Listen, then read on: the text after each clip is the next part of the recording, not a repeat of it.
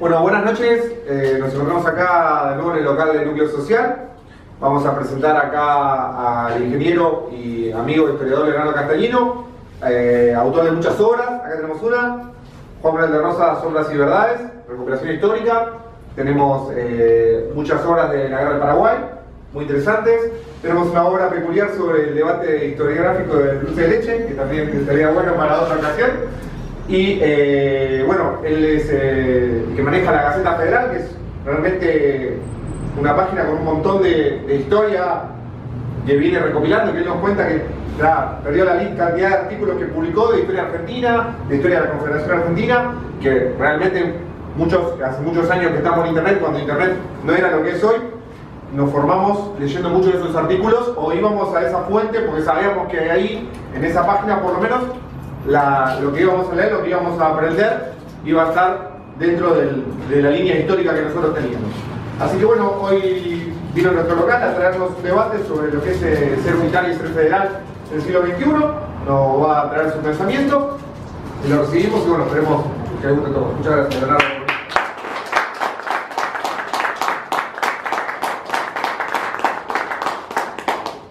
Bueno, gracias a todos.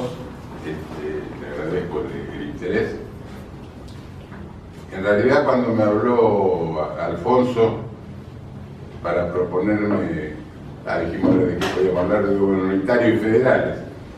Y después me subió la apuesta porque me dijo, bueno, del siglo XXI, ahí se la complicó, ¿no? Así que yo voy a tratar de hablar un poquito de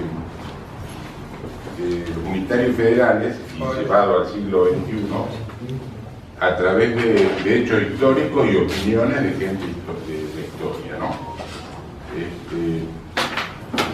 Y las dos preguntas que me hizo Alfonso, una era si ahora somos un país unitario y federal, es una de las preguntas, y la otra es ¿qué diría Rosas si volviera? Entonces esas dos preguntas las voy a dejar para el final. Yo primero, lo primero que quería decir era cuál es la diferencia entre unitarios y federales, entre el unitarismo y el federalismo. Para mí tiene dos cosas, hay una muy visible que es la organización política y la otra es la parte cultural de ambas corrientes, ¿no? La organización política es la más visible, más fácil de comprender, es el federalismo, son provincias o estados que mantienen su autonomía, tienen su poder ejecutivo, legislativo, judicial, incluso antes tenían ejército, tienen policía, etc. Y delegan en un gobierno nacional ciertas funciones que son comunes a todas. Por ejemplo, la representación de las relaciones exteriores, la defensa nacional, el manejo de ciertos aspectos que son comunes a todas, por ejemplo, los ferrocarriles, las rutas nacionales,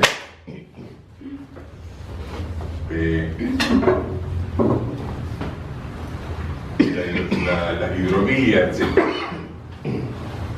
En cambio, el unitarismo vendría a ser un gobierno nacional que tiene un poder ejecutivo, legislativo y judicial y que tiene, en las demás provincias tiene una especie de delegación de funciones, pero siempre manejado del poder central.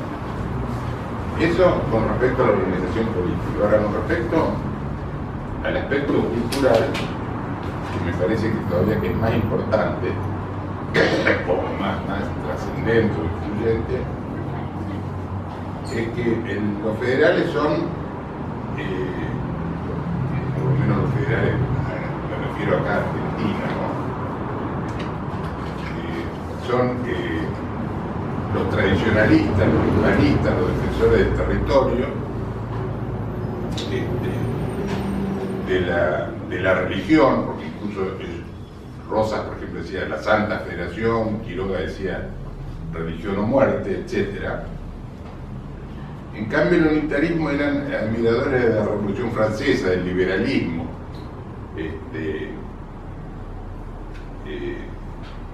incluso eran hasta contrarios a la iglesia, por ejemplo en el caso de Rivadavia, etc. No digo ateos, pero por lo menos eran más indiferentes. Y eran internacionalistas, por ejemplo, Alberdi decía, ¿qué importa la nacionalidad? Nosotros somos ciudadanos del mundo.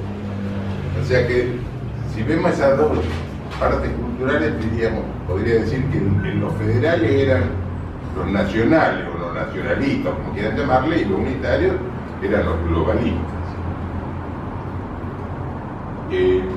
Ahora, ¿cuándo empieza el origen, o dónde se ve históricamente estas dos corrientes, ¿no? Que empezaron en lucha, no ahora, algunos dicen no, cuando lo mataron a Dorrego porque Dorrego era federal, no, empezó antes. Empezó, a mi entender, por lo menos, de los hechos más notables fue la invasión inglesa, que al ser invadido Buenos Aires, todo el pueblo, de la clase más alta a la más baja, mulatos, esclavos, empleados, todos se alzaron en contra de los invasores. En cambio, una clase minoritaria, digamos, un grupo que estaba a favor de la dominación inglesa.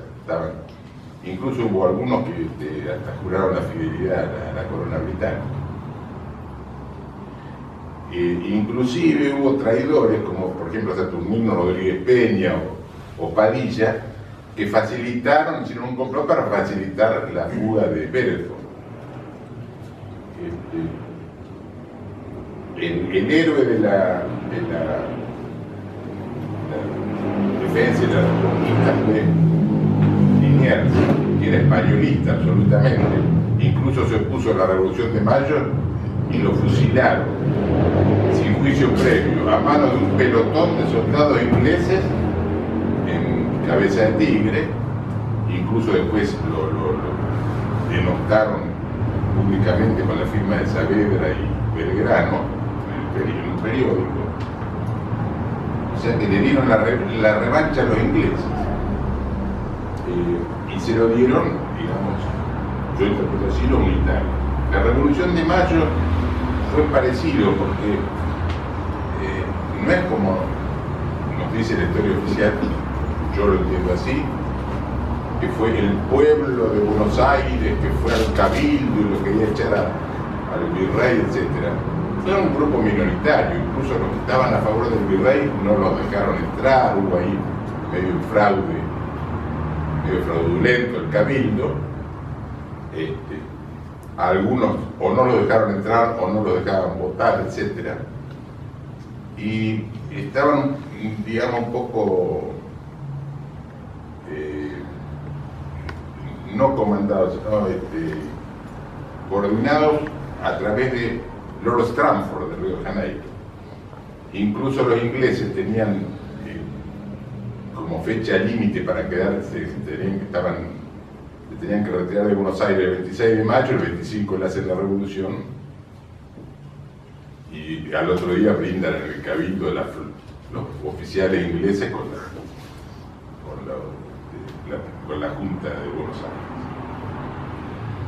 Después de la Revolución de Mayo también suceden los hechos en Paraguay. En Paraguay estaban de acuerdo con no se adhirieron inmediatamente no se adhirieron a la Revolución de Mayo. Estaban digamos, conformes con Velasco, que era el gobernador español.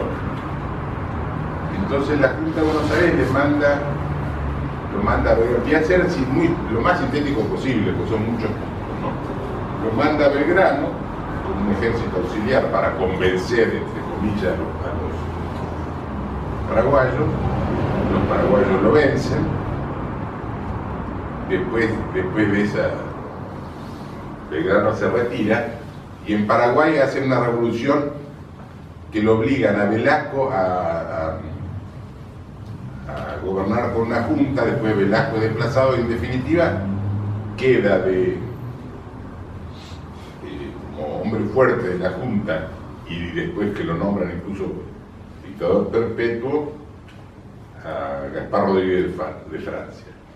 Gaspar Rodríguez de Francia se aisló a Paraguay del resto de las provincias, no intervino ni en la guerra de independencia, ni en las guerras civiles internas, logró la autonomía de Paraguay, incluso educación, etcétera, a lo largo de la dichosa guerra de la Alianza. Y Gaspar Rodríguez de Francia fue el primero que le propuso a la Junta de Buenos Aires hacer una confederación de provincias autónomas. Y Buenos Aires no solamente no le contestó, sino que lo empezó a boicotear, entorpecerle la navegación del río, etc. Entonces, más se aisló todavía Paraguay. Yo por ahí cuando digo Buenos Aires o los porteños, ojo, me refiero al liberalismo porteño, no a la gente en sí. En Buenos Aires también había federales, ¿no? Después en la banda oriental pasó algo similar, porque Artigas se adhirió a la Revolución de Mayo, ¿no? Hizo el grito de Ascencio en Uruguay y todo. Pero no se dio la autonomía de Uruguay, él quería, de la banda oriental, él quería seguir siendo una provincia autónoma. Y incluso lo propuso en la Asamblea del año 13, donde entre otras cosas decía que la capital debía estar necesariamente fuera de Buenos Aires, y dijo otra cosa, dijo que el gobierno había que dividir el poder ejecutivo del judicial y del legislativo y jamás podrán unirse. Cosa que todavía estamos discutiendo, a ver si hay que cumplirlo o no. La cuestión que Artigas forma la Liga de los Pueblos Libres, que estaba formado por la banda oriental, Santa Fe, Entre Ríos, Corrientes, Misiones y Córdoba, declaran la independencia en 1815 en el rollo de la China, que también se la boicotean los porteños y organizan la independencia. Después se produce hacen una constitución unitaria de 1819, que todas las provincias lo rechazan, y eso desemboca en Cepeda de 1820. ¿Qué pasó? Los brasileños habían invadido la banda oriental, Artigas quería que Buenos Aires se comprometía a los campos, y Buenos Aires se hacía distraído, incluso hasta colaboraba con los brasileños. Entonces, López y Ramírez, que eran lugartenientes de Artigas, sitian Buenos Aires y lo obligan a Buenos Aires a firmar un pacto que era el Tratado de Pilar, que en definitiva tampoco cumplieron. Los porteños firmaron, pero tampoco lo cumplieron. Después viene todo un periodo de anarquía muy grande y termina con el fusilamiento de Dorrego. ¿Quién lo fusila a Dorrego? Los militares. Lavalle, incentivado por Del Carril, por Joaquín Varela, por Alberdi. Entonces, ahí como vemos siempre están esa lucha entre unitarios y federales permanente. Después viene empieza la Confederación en 1831, asume Rosas, en el 29 asume Rosas, y el 31 firma el Pacto Federal, que era Buenos Aires, Santa Fe y Entre Ríos, que básicamente consistía en la mutua defensa de las provincias, de esas tres provincias, la delegación de la representación exterior en Rosas y el ejército en manos de Estanislao López. E invitan a las demás provincias a adherirse. Eso siempre se cumplió porque algunos dicen, no, Rosas era unitario. No, Rosas era gobernador de la provincia de Buenos Aires y nunca invadió otra provincia. Cuando Rivera lo saca a Uribe de Uruguay, no le manda un ejército de ocupación, le manda un ejército auxiliar al servicio de Uribe. Cuando ganan la guerra contra la Confederación Peruano-Boliviana, algunos generales le dicen, bueno, ya que ganamos la guerra, incorporemos Bolivia, y Rosas le dice, no, esperemos que ellos se organicen y que se adhieran voluntariamente, porque si no vamos a crear un resentimiento que no va a terminar nunca. Lo mismo sucede con la revolución de Madariaga, que incluso Solano López cruza con un ejército para apoyar a Madariaga, y Rosas le ordena a Urquiza: desaloja a los paraguayos, pero no cruza el río.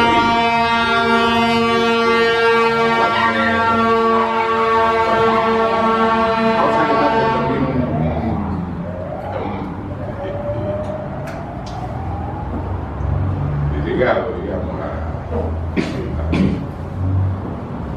a Gasparro de Francia, y llegan a un acuerdo, que es lo que se deduce por lo que pasó después.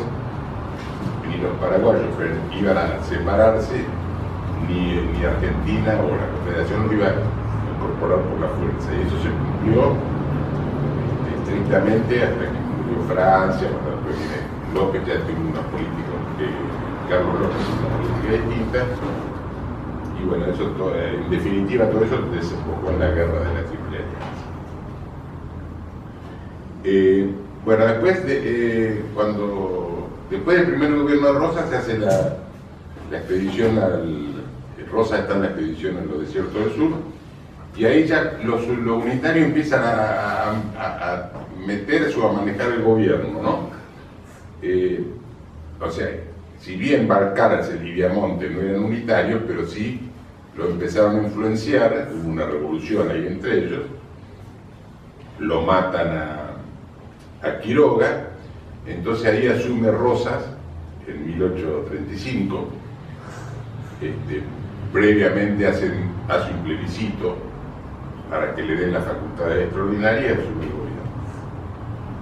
Bueno, a partir de ahí sí, hubo permanentemente una guerra civil de los unitarios contra el gobierno de Rosas, contra la Confederación.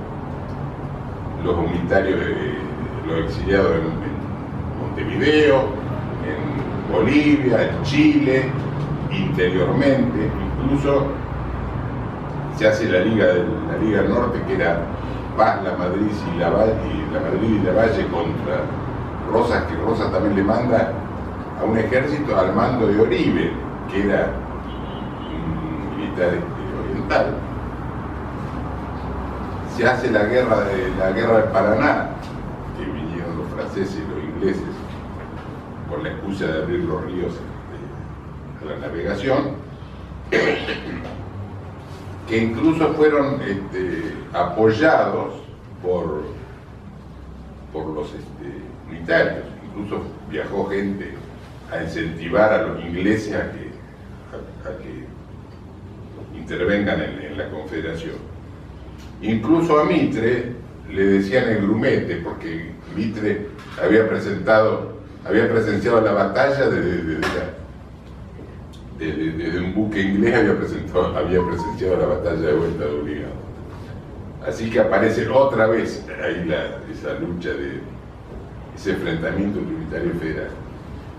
Después de eso viene Caseros, 1852, también financiado por Rothschild a través del barón de Nahuatl. Y aparecen también los unitarios, que en el ejército de Urquiza venía, además de Urquiza, que siempre fue de doble filo, Mitre venía como artillero con un uniforme uruguayo, y Sarmiento venía como boletinero del ejército con un uniforme francés. Después de Caseros sigue una gran cantidad de guerra civil. Ya a los 2 días de Caseros ya estaban todos peleados entre ellos, Buenos Aires se separa de la Confederación, y todo eso desemboca en Cepeda de 1859, donde teóricamente obligarían a Buenos Aires a unirse a la Confederación, que se firma el Pacto de San José de Flores, que tampoco cumplen. Entonces se produce Pavón, 1861.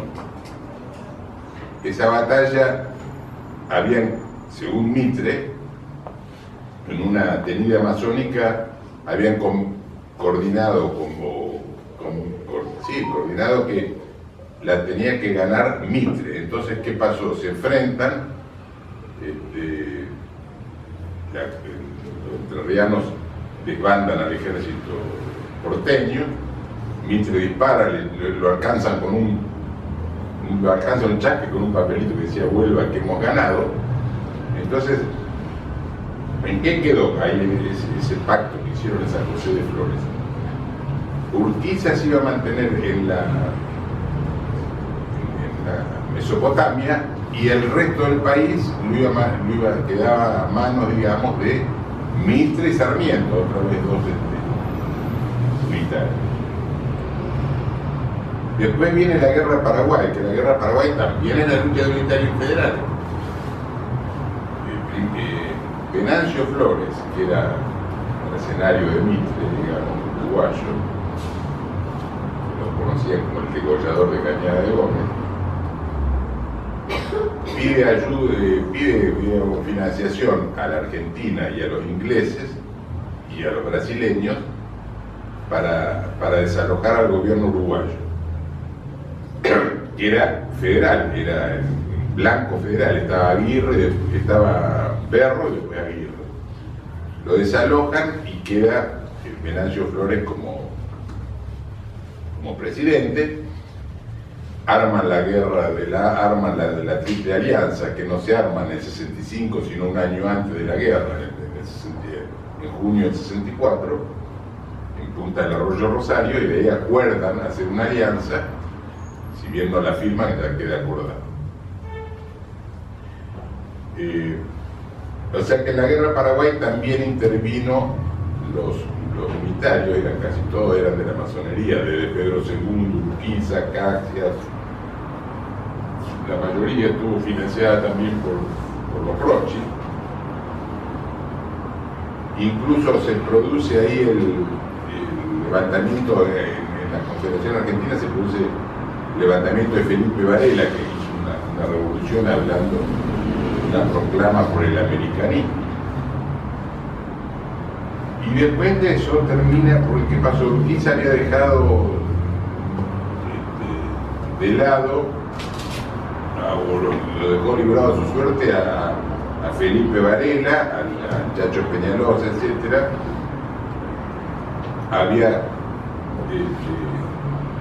traicionado a su compadre Solano López. Entonces el lugarteniente de él, que era Ricardo López Jordán, empezaron a mirarlo de distinta manera. Entonces le fueron a proponer a Urquiza que se retire de la política, o incluso que se exilie, y Urquiza actúa violento, o sea, se rebela contra esa proposición que le iban a hacer y lo matan. Lo eligen de gobernador a López Jordán. En Buenos Aires le mandan 3 veces el ejército, hace 3 campañas y lo vence. Se exilia en Uruguay, vuelve a Buenos Aires después y lo terminan matando acá en la calle de Suipacha y Tucumán, y Utiel. Y ahí para mí casi como que terminó el federalismo, ¿no? O sea, fue un golpe grande, digamos. Ahora, el sistema, porque la pregunta era en el siglo XX, bueno, ¿cuál sería la lógica de una elección, de formar un gobierno en forma federal? Es casi imposible, pero la lógica sería elegir las autoridades municipales, elegir un intendente, elegir un concejales, que sería la parte legislativa, el juez de paz, etc. Tener cierto manejo sobre la policía o la educación, etc. Y esos municipios deberían o podrían nombrar a un gobernador que los coordine entre ellos. Entonces formarían las provincias, y a su vez las provincias delegarían en un gobierno central ciertos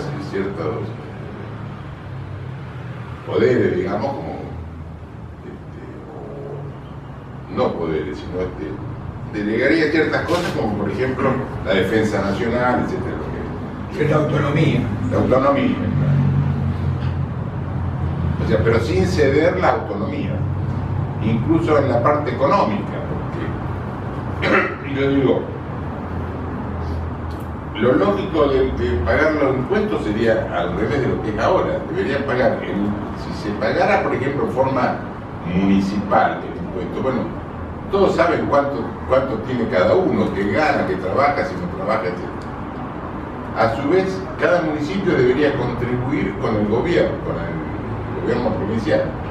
Y a su vez el gobierno provincial debería contribuir a la nación para ciertos aspectos, como por ejemplo la educación, o las relaciones exteriores, la defensa nacional.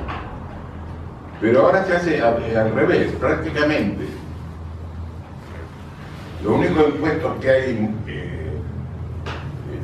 provinciales es ingresos brutos, el impuesto a los sellos, el impuesto inmobiliario, las guías de Hacienda, la tasa vial, que es supuestamente para arreglar los caminos, no lo arreglan, pero en fin. Y para el resto de los impuestos nacionales, que son como 160 o 150, yo hice una pequeña lista acá, que la voy a leer rápidamente, para ver la cantidad de impuestos que hay: ganancia, riqueza, renta presunta, anticipo de la renta presunta, el IVA, bienes personales, monotributo, ley del cheque, impuesto interno, impuesto a la cooperativa, a la tasa de estadística, al combustible y gas, a la energía eléctrica, a los videogramas, al espectáculo y cine, al tabaco, al peaje aéreo, al pasaje aéreo, al gasoil y automotor, al gas licuado, y GNC, retenciones, dólares, etc. De esto voy a nombrar solo algunos así rápidamente. Por ejemplo, yo digo, si ya le cobraron ganancias, que es un porcentaje de la utilidad que tuvo cada uno, ¿por qué además le cobran renta presunta? Si él, o impuesto a la riqueza, si ya pagó los impuestos al haberla ganado, ¿por qué después le cobran impuestos por tenerla? Y después, si no la hace producir por supuestamente lo que le hubiera producido, incluso anticipo del anticipo que tiene que pagar el mes que viene, el año que viene, una cosa que no se entiende. La jubilación, por ejemplo, el monotributo, por ejemplo, se compone más o menos de tres partes: un impuesto, después una obra social y una jubilación. Ahora, si vos te jubilás, si tenés obra social, igual tenés que seguir pagando la tercera parte que corresponde. Si te jubilás, no importa, la jubilación en el monotributo también tenés que pagarlo. O sea que hay un impuesto sobre otro. Ingresos brutos, por ejemplo, dicen, y bueno, no es mucho porque es el 3%, sí, pero es el 3% cada vez que pasa de mano, porque un chacarero o un productor, ordeña una vaca, paga el 13% por la leche. El que la transporta paga un 3% por la leche más el transporte. Después el que la distribuye paga por la distribución, por la leche y por el transporte. Y el almacenero también, porque cuando vende tiene que pagar ingresos brutos sobre toda esa cadena. O sea que al final no es el 3%, es el 3 más el 3 más el 3 más el 3. Lo mismo las retenciones. En el campo alguien genera un producto, le cobran una retención del 35%, por ejemplo. No es que bueno, dame el 35 y listo, no debes más nada. No, después, cuando la liquida le pagan $1 oficial o $1 ventado, o sea que le sacan otra tajada. Después sobre lo que le queda tiene que pagar otra vez ganancias, ingresos brutos, etcétera, etcétera. Y sobre lo que queda va a comprar cigarrillos, paga impuestos, va a comprar nafta, al final no le queda nada. O sea, estamos peor que en la época de la Edad Media, que pagaba el diezmo y chao, se olvidaba, ¿no? Entonces, yo creo que con todo este sistema rebuscado, la nación termina sojuzgando a todas las economías, a las provincias, a las economías regionales, porque no es lo mismo cobrarle un 35% a un chacarero que tiene un campo acá a 100 hectáreas, a 100 kilómetros del puerto, que a un genio. Yo digo, ¿por qué, por ejemplo, el impuesto al cheque, que era por única vez, tiene que pagar el 1,2%, un tipo que hace un cheque en Salta y lo cobra acá en Buenos Aires? Entonces, después ponen cupos para exportación, cupos para esto, le prohíben exportación, pero al final la economía no la maneja, digamos, en forma autónoma cada provincia, municipio, o sea, se lo dirigen desde un gobierno central. Después hay otra cosa, por ejemplo, que la nación a veces delega en las provincias ciertas actividades, como por ejemplo la educación. Por ejemplo, en La Pampa había los colegios nacionales y los colegios provinciales. Entonces ya no, ahora los colegios nacionales se los damos a la provincia. Sí, le dieron el edificio, pero porque a los maestros, ¿quién les paga?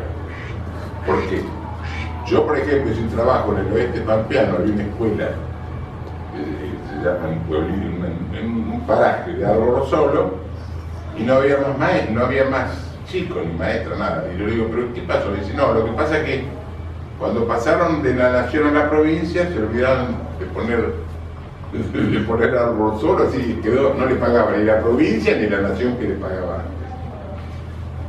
O sea que siguen, digamos, manejando la nación no como una cosa federal o autónoma, sino como la democracia. Nos llenamos la boca con la palabra democracia y no, porque la democracia es los griegos, pero los griegos no eran la democracia que votaban todos, votaban los que sabían, votaba la aristocracia. Yo digo, una empresa, por ejemplo, puede ser democrática, es una empresa constructora y bueno, van a hacer un puente, a ver, bueno, ¿cuántas columnas le ponemos? ¿Cuántas vamos a votar? A ver que voten todos, a ver, no. El que dice cuántas columnas tiene que tener es el ingeniero o el técnico o quien sea, que sabe cómo se hace un puente. Y en una nación debería ser más o menos lo mismo. Porque para mí, por ejemplo, el Parlamento termina siendo una forma de diluir toda responsabilidad, ¿no? Se juntan ahí 300 personas a levantar la mano por un proyecto que no saben muchos de ellos no saben ni qué es. Van a terminar derogando la ley de la gravedad por poco. Ahora, cuando hay un problema dicen, le preguntan al legislador, no, pero eso fue un decreto de necesidad de urgencia del Ejecutivo. Le preguntan al Ejecutivo, no, pero lo votaron los legisladores. Al final, ¿quién es el responsable? Ninguno. La división de poderes no existe. El tema de la coparticipación, por ejemplo, cuando hicieron la ley de coparticipación pagaban, creo que era el 40% era para la nación y el 60% lo repartían entre las provincias. Ahora es al revés, la nación se queda con el 60% y le reparten el 40% cuando quiere, porque si determinada provincia no está de acuerdo con el oficialismo, le retrasa el pago. Incluso hace poco la provincia de Buenos Aires necesitaba dinero, entonces le sacaron a Cava, y que bueno, a Cava, entonces en vez del 3 le damos el 2 y chao, lo digo, ¿cómo es el tema de la ley? Los fueros parlamentarios para mí deberían ser el fuero para decir cosas, para opinar, para lo que sea, pero no para un delito. Entonces termina siendo un aguantadero de corruptos el Senado. Y ojo, no me estoy refiriendo a esta época, me estoy refiriendo de toda la democracia de hace décadas, ¿no? Así que bueno, eso sería más o menos lo que yo opino de todo esto de los unitarios federales, que la verdad que es un enredo que ya no se sabe ni quiénes son federales ni quiénes unitarios, ¿no? Ahora vienen las preguntas de Barassi. Yo voy a leer, me voy a tomar el atrevimiento porque eso es tanto que lo quiero leer textual. Opiniones de distintas personalidades, y después ustedes sacan las conclusiones. Entonces, son dos, tres cariños. Recordá cuáles eran las preguntas, Leo. ¿Cómo? Recordá cuáles eran las preguntas. Bueno, la pregunta era, somos un país, digamos, la consigna de la charla. si somos un país, la pregunta es una, ¿no? La primera, ¿somos un país unitario o federal? Bueno, yo creo que ni una cosa ni la otra. Después voy a dar la respuesta que creo más acertada. Pero voy a leer las opiniones de la historia, digamos, ¿no? Entonces, una dice, el presupuesto debe ser equilibrado, el tesoro debe ser reaprovisionado, la deuda pública debe ser disminuida, la arrogancia de los funcionarios públicos debe ser moderada y controlada, y la asistencia a los países foráneos debe ser cercenada para que Roma no vaya a la bancarrota. La gente debe aprender nuevamente a trabajar en lugar de vivir a costa de la asistencia del Estado. Esto lo dijo Cicerón en el año 55 a.C. Va otra.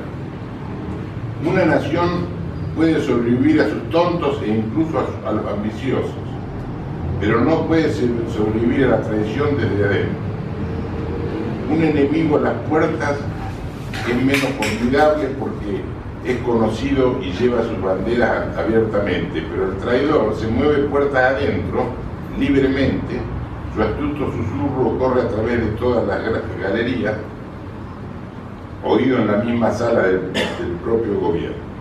Pero el traidor no parece un traidor, habla con el acento familiar de sus víctimas y lleva su rostro y su ropa, y él apela a la vileza que se encuentra profundamente en los corazones de todos los hombres. Carcome el alma de una nación, trabaja en secreto y desconocido en la noche para minar el pilar de una ciudad, infecta el cuerpo político de modo que ya no puede resistir. Un asesino es menos de temer. Eso también lo dijo Cicerón en el año 42 a.C. Otra frase es que dijo Demócrates: todo está perdido cuando los malos sirven de ejemplo y los buenos de brújula. Otro dijo, Quevedo: donde no hay justicia es peligroso tener razón, ya que los imbéciles son mayoría.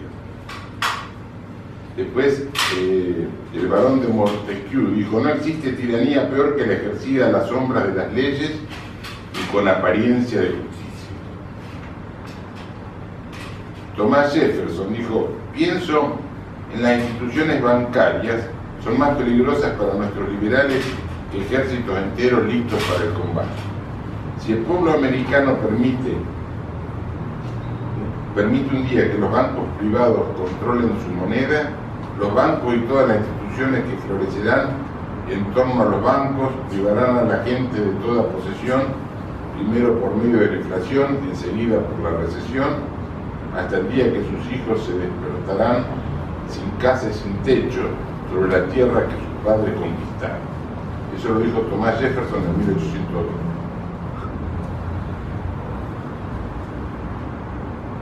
Cuando la injusticia se convierte en ley, la rebelión se convierte en deber. Eso también es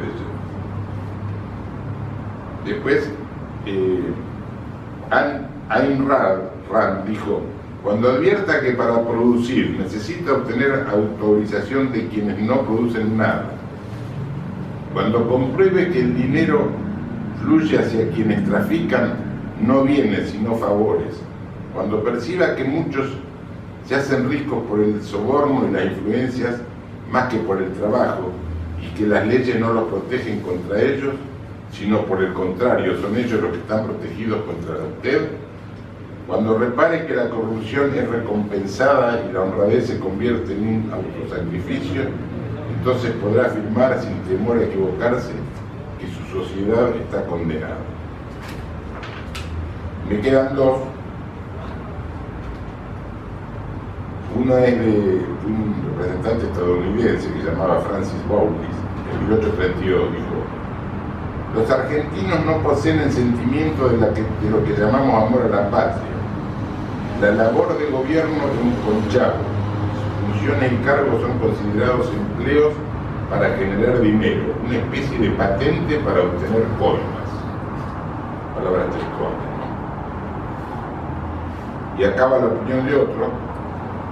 Dice: Argentina hace 25 años que sigue rodando en la pendiente y en vez de contenerse, cada día aumenta la rapidez de su caída. Así, cada crisis es dominada aumentando las causas que la produjeron. El empréstito, la concesión de grandes negocios a capitales extranjeros, la hipoteca de todas las tierras públicas y de las particulares, la venta a Europa de las tierras nacionales y el aumento de los gastos de la nación. Eso lo dijo Carlos D'Amico en 1890, que fue gobernador de Gonzalo. Y por último, voy a dar una definición que me parece bastante acertada, que parece que lo hubieran dicho ayer. Fue durante la Guerra Paraguay en 1866, que en la batalla de Tuyutí había 36.000 aliados y 25.000 paraguayos desbandaron a todo el ejército aliado. Desastre, mataron por gigante de gente. Y el coronel Chenó dijo: somos una montonera con música. Y ahora voy a la segunda pregunta que dijo Barassi. Decía: ¿qué diría Rosa si volviera? Bueno, yo creo que repetiría lo que la proclama que hizo en 1835 al asumir el segundo gobierno, y que dice así: compatriotas, ninguno de vosotros desconoce el cúmulo de males que agobia nuestra amada patria y su verdadero origen.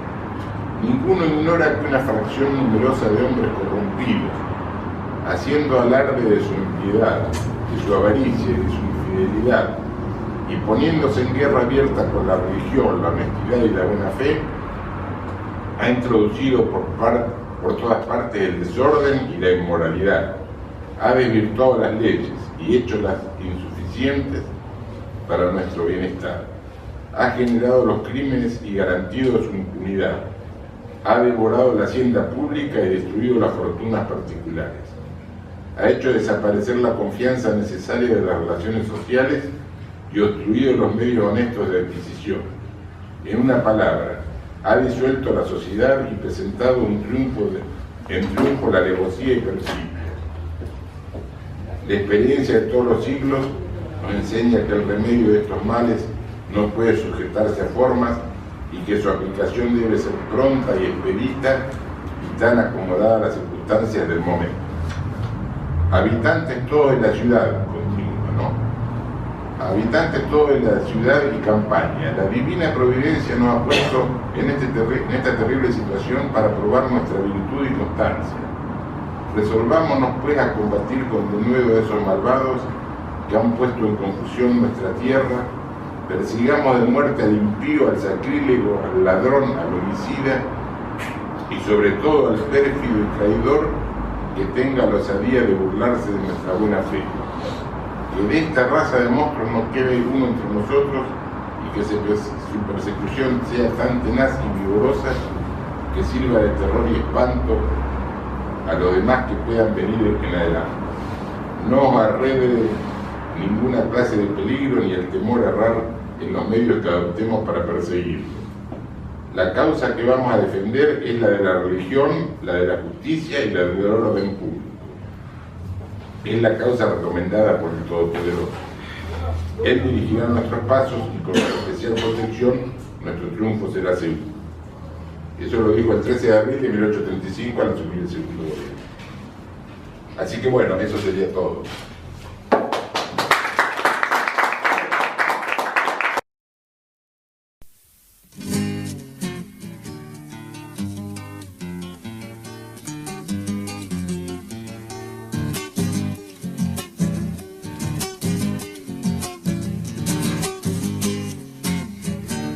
5 colores tiene la luna al agua, que digo la luna al agua.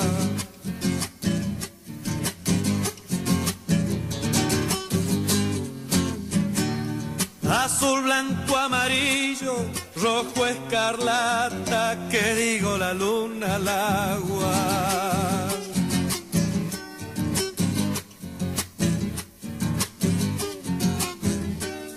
Yo he visto un ciervo herido bañar su frente, que digo bañar su frente.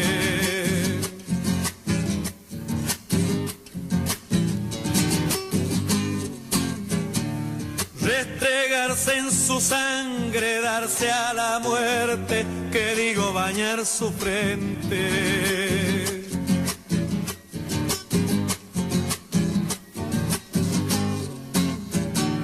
Y este es el triunfo, niña, de los varones que dicen sus intenciones.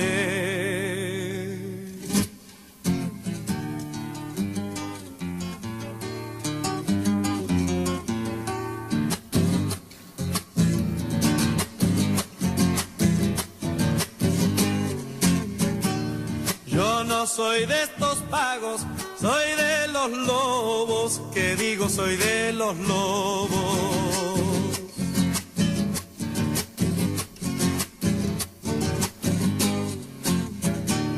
Yo no vivo con nadie, yo vivo solo, que digo soy de los lobos.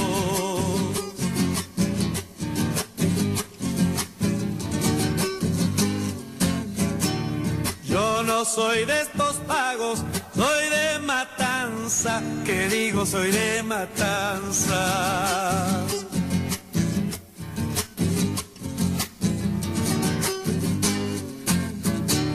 Soy viejo colorado de vincha y lanza, que digo soy de matanza.